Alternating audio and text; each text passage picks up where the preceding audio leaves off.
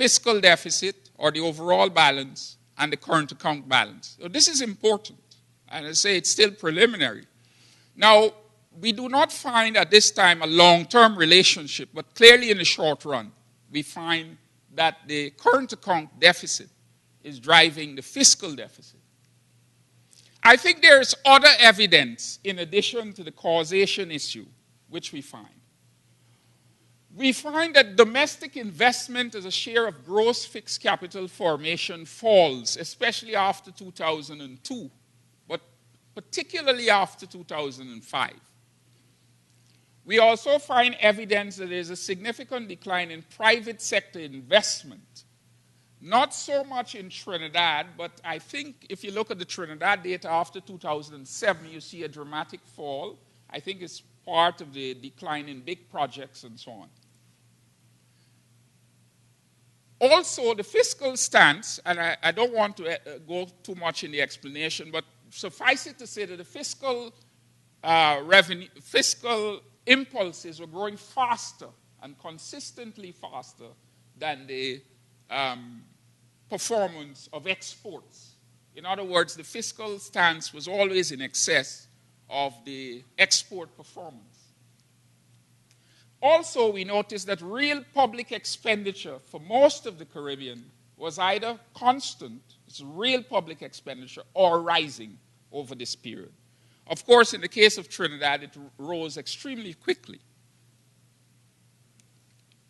And to some extent in Guyana as well. Here is a graph where I'm looking at some of the things I've talked about. If you look here, I think this might be pink, you see there is a decline in average domestic investment across the Caribbean, omitting Trinidad. So there's a decline, especially after 2005. Notice that foreign direct investment, which is an important flow to the Caribbean, actually increases after 2005. In other words, the contribution, the relative contribution of domestic investment versus FDI had begun to change, which means that the level of domestic investment had begun to fall.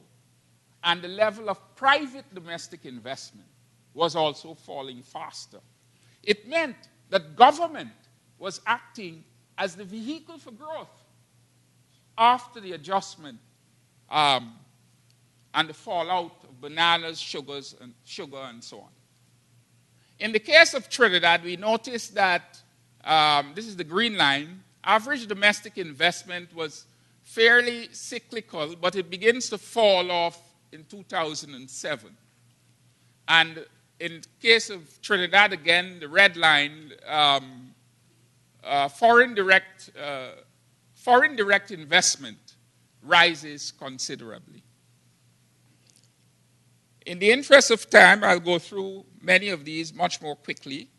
I'm showing here that the upshot of this is the accumulation of debt in the Caribbean. And you could see that in many cases, these debt to GDP ratios are so high that in the old days we used to say that they were unsustainable. And there may be a good hypothesis as to why is it that small countries could carry these high debts without significant consequences. But the point is that you can't continue doing this forever. There are no Ponzi schemes. Here I show you the deterioration, the red line, with respect to the goods sector in the Caribbean. And Trinidad is above. You see Trinidad is doing relatively better because there are surpluses. Again, look what happened after 2008. Here now I'm looking at this goods and services sector. I have Trinidad at the top. Trinidad has a relatively small service sector. What you could see in the middle there, the decline in the goods and services sector. Now this is important because a significant number of the Caribbean countries are service producers. So even in the service sector, you see significant deterioration.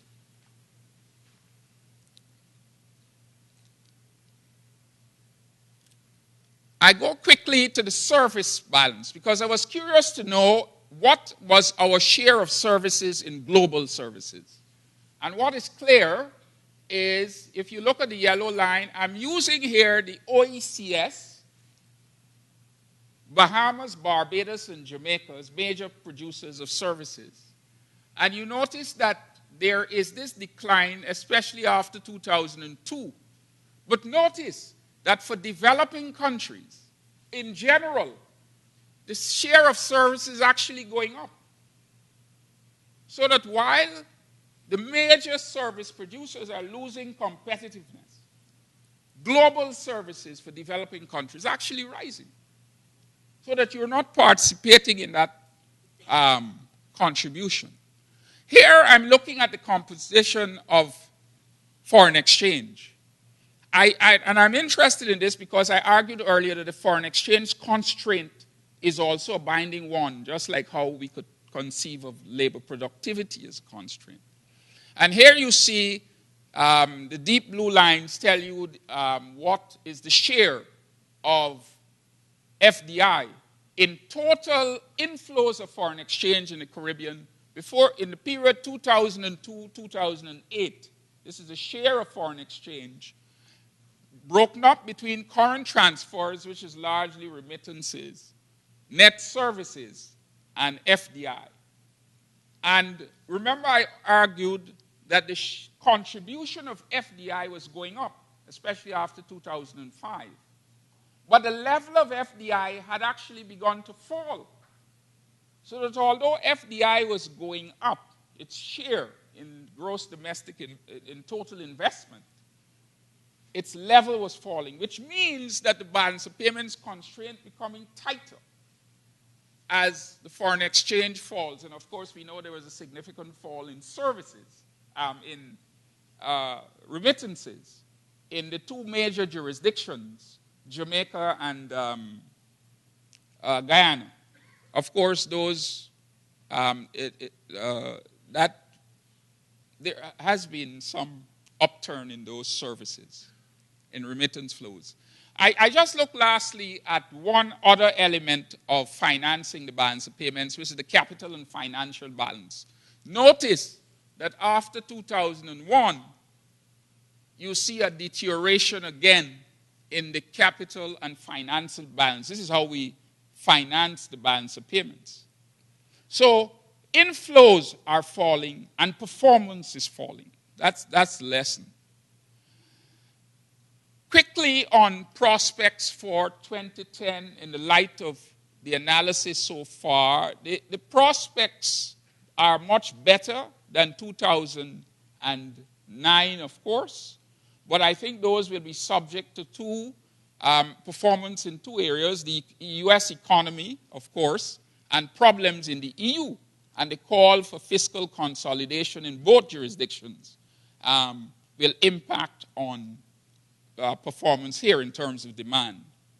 At the level of the MDCs, growth is expected to average about 1.6%, with variation. So Trinidad, 2%.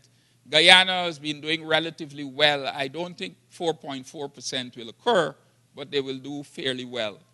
And this is another lesson. In the ECCU, it is expected that there will be a decline of 1%. So they have suffered severely from the crisis. I also want to say that the ECCU is quite remarkable because this is the only set of sub-regional countries that have attempted to solve or to respond to the crisis as a group through their 8-point stabilization program. No other countries in the region have attempted to confront the crisis as a group within CARICOM. And this is important, apart from the fact that they have moved towards closer integration in a new agreement. I'm sure I've practically run out of time. A few quick points on the way forward. I am arguing here that some kind of fiscal consolidation is important because these countries cannot continue on this path. Jamaica and Antigua and Barbuda have decided that they'll go to the IMF because um, they could not meet their payment obligations in the way they normally should. And my own prediction is that if this problem is not addressed, several other countries are going the same path. Of course, I avoided the issues of unemployment, real exchange rates, and so on, not because they aren't important, but because I think it's important to make this very point about the external sector. The response then needs to be fiscal consolidation, but with a caveat. We have to, at the same time, build domestic capacity. And we cannot disrupt investment in what I call domestic capital. And by domestic capital, I mean building local knowledge, tacit and otherwise. I mean investing in education and health.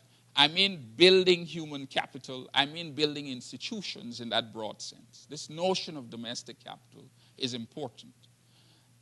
But I think it's not enough, and work by Vanus James recently shows that having an educated population is not enough, that it has to be a calibrated system of matching education with needs. I don't have time to explain this. Secondly, I want to argue that a policy of pure exports, a pure export strategy is limited in a world in which global demand is going to be dampened for some time, and there may even be a retreat towards protectionism. I think in that context, you have to build local capacity and local demand, and regional markets are going to be important. And I think private sector and public partnerships are going to be important in this, bearing in mind the constraints on the fiscal side.